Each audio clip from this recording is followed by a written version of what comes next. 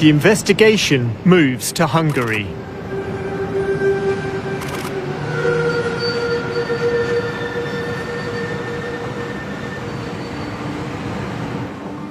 For the past 5 years, Haris Ahmed has lived a double life in the Hungarian capital.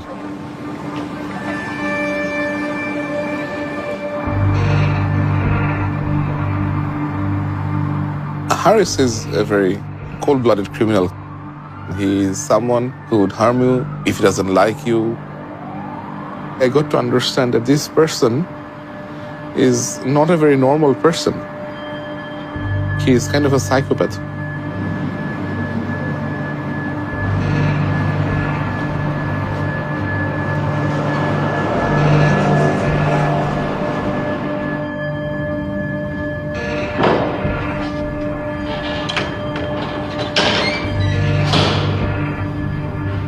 A former business associate speaks to us.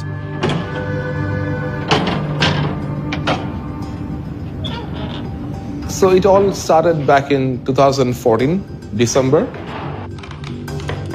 I received a phone call from an acquaintance of mine that General Aziz Ahmed is visiting Hungary.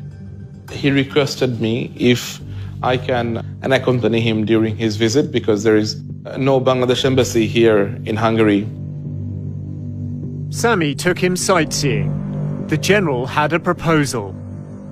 He asked me that if I can assist him to set up a business for his brother who is living in India at that moment.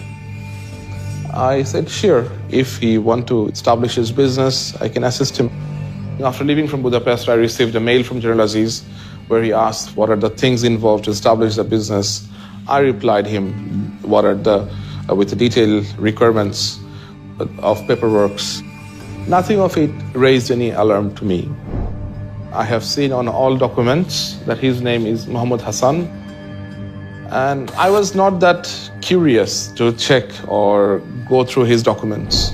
And as it comes from someone like General Aziz, there is no point that I would doubt any authenticity of his documents. We've obtained the fake documents used to build up Haris Ahmed's new identity. It includes a passport. It's signed by Kulsum, an official from the Department of Immigration and Passports. She was later charged as part of a criminal network involved in passport fraud. In order to get a fake passport, you need to get a fake national identity card. And in order to get a fake national identity card, you need to falsify a number of different documents, which could include a fake birth certificate, an education certificate, a marriage certificate. And in getting all of these documents, within Bangladesh, he's committing a host of different criminal offences within the country. And then, of course, he then used that to get a passport, and that passport is a fake passport under a false name. And in flying under that passport, he would have committed offences in all of the countries that he travelled to. The documents were sent from General Aziz's office. At the time, Aziz was head of the Border Guards Bangladesh, or BGB. Oh, this is really interesting. The witnesses on this document are Major Sujal Haq and Brigadier General Abul Hasnat. They're both in BGB, and they were both in BGB at the time when General Aziz was the head of BGB. So presumably, Aziz has managed to get these men to sign a document which is a forgery. Another BGB officer, Major Sami Rashid, sent this email with Aziz copied. It certifies a bank account held in Bangladesh by a Muhammad Hassan. A delivery note shows Major Rashid's role in shipping the fake documents. So, in order to commit this fraud, to make it work, to get the signatures, to send it to Hungary, General Aziz has managed to make a variety of different senior military officers as accomplices.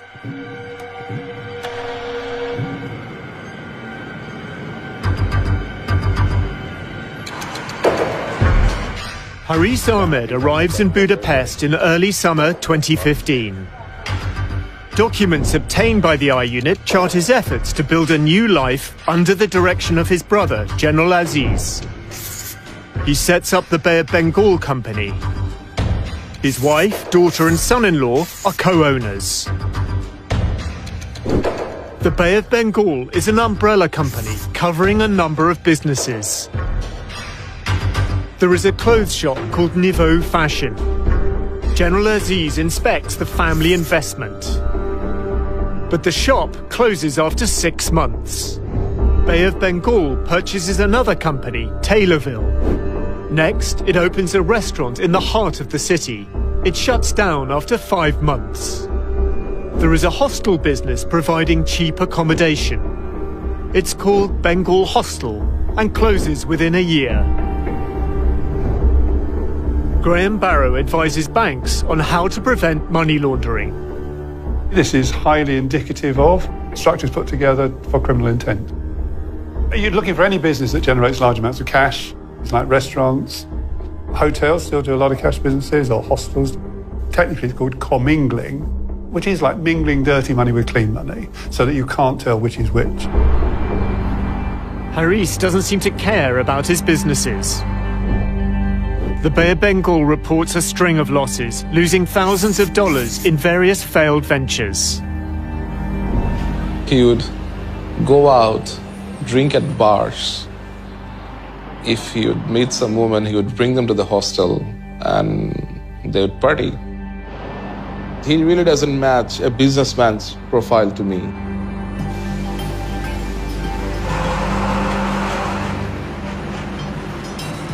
Sami discovers that Haris's financial interests lie elsewhere. Haris acts as a middleman who uses his connections to secure deals, especially official Bangladesh government contracts.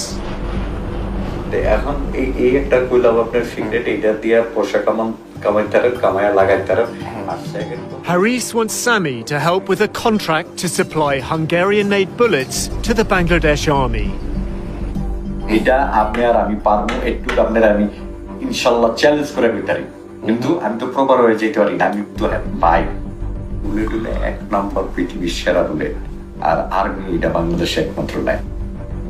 Haris wants to use Sami as a frontman. ওনার ভাই এই হিসাবে আমি আর্মিতে কোনো জায়গায় আমি শোবো না, আপনি শোইবেন। কাজের দরকার, আমাকে পয়সার দরকার, আমার শো দরকার কি আমি ওইখানে আপনার লগে যে বইয়া থাকবো, আমি কে পরিচয় দিবেন না, দেখেন নাকি আমি পয়সা দিই আপনারা, আপনারা খাইবেন আমি কেমন, এটা তো আর অটোমেটিক, এখানে তো আর অন্য কিছু না, এখানে ডাইরেক্ট চলে যাবো পয়সা। Haris finds out that a deal for military supplies to Bangladesh is taking place without his knowledge. He plans to stop it. যে এরকম আমি যদি আটকায় না দিতে পারছি, আটকায় আপনার কাছে যদি না এসে দৌড়ে ওকে, তাহলে আমার নাম হারিস না। ওকে, আর্মিতে কথা বলতেছি না। কটা বাজে বাংলাদেশে? বাংলাদেশে এখন বাজে 7টা-8টা মতো বাজে। He would start making phone calls to Bangladesh, to different individuals. He will bully them in very nasty way. He will abuse those people whom he is calling. Haris is calling a senior officer in the DGFI, Bangladesh's military intelligence.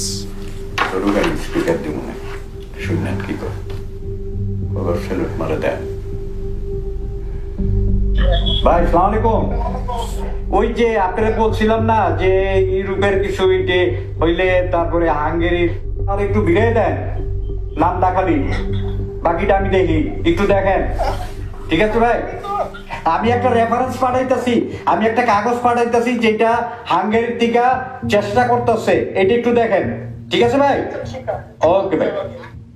Haris tells Sami more about his business operation. তারপর আমি তো জানি Hungary কিছু হইলে যদি আমার টাচে না আসে, ওই বেটা কোনো কিছু নিতে পারবো না, এই পর্যন্ত নেয়ই নেই। দেখ বেটা নিয়ে থাকে, আমার একটা প্রমাণ দেয় তারা, কানটা কাইটা কুত্তার গলায় তুমি একেবারে, এখানে কুত্তা আছে না, দরকার পয়সাতে কিনেই না কুত্তার গলায় দিয়ে দেবো। Haris says his role as a middleman is sanctioned by the Prime Minister, Sheikh Hasina. প্রধানমন্ত্রী সুলতান কইছে যে আরিজো এখানে যদি কিছু করতে চাও করো, আমরা হেল্প করব। আর কি চাই?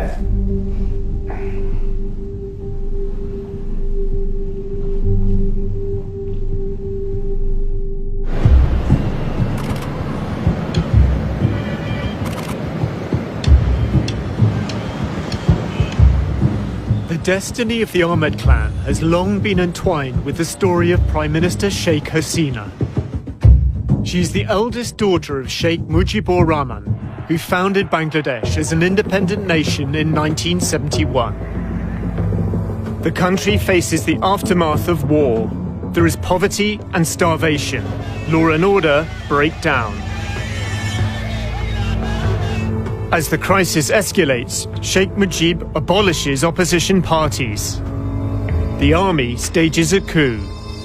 Hasina and her sister are in Europe.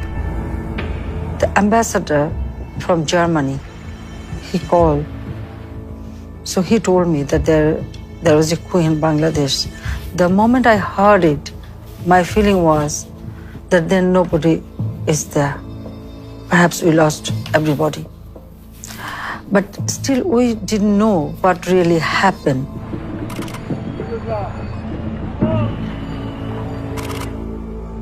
Army officers enter Sheikh Mujib's home. He is murdered along with 13 family members, including his 10-year-old son. The murder of Sheikh Mujib and his family was one of the most brutal episodes in the history of Bangladesh. The murderers even did not spare his little son. A large part of Sheikh Hasina's politics is shaped by her quest for justice, by her mission to avenge the killings.